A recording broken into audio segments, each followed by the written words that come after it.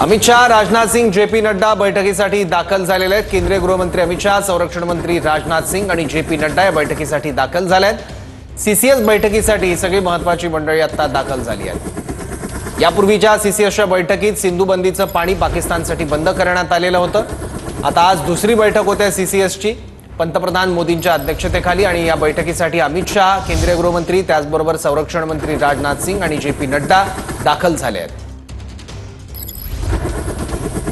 आणखी माहिती घेऊ आपले प्रतिनिधी संदीप राजगोळकर कडून। संदीप,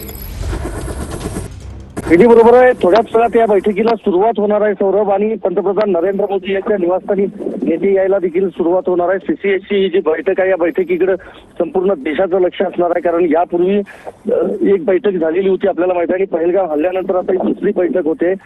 आतापर्यंत अमित शाह, जेपी नड्डा आणि राजनाथ सिंह हे तीनही नेते पंतप्रधान मोदींच्या निवासस्थानी दाखल झाले आहेत। थोड्याच वेळात त्या ठिकाणी इतर जे सीडीएस असतील, एनएसए अजित डोवाल असतील, हे देखील दाखल होतील। परराष्ट्र मंत्री एस जयशंकर आणि निर्मला सीतारामन देखील दाखल होणार असल्याची माहिती आपल्याला समजते। मात्र आज मोठा काही निर्णय घेतला जातो का हे बघावं लागेल, कारण यापूर्वीचा विचार केला या हल्ल्यानंतर गेल्या आठवड्यामध्ये एक बैठक झाली होती। मात्र काल जी उच्चस्तरीय एक बैठक झाली होती ज्यामध्ये सैन्याला, लष्कराला पूर्णपणे स्वातंत्र्य असल्याचं पंतप्रधान मोदींनी स्पष्ट केलेलं होतं।